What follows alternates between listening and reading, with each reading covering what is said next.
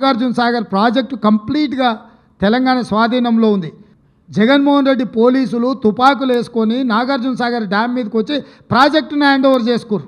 ఈ సన్నాసి రండా జగన్మోహన్ రెడ్డి తెలంగాణలోకి వచ్చి నాగార్జున సాగర్ ప్రాజెక్టును ఆక్రమించుకుంటే నోట్లకెళ్ళి మాట వెళ్ళలే. రండ పనులు చేసింది లొంగిపోయింది.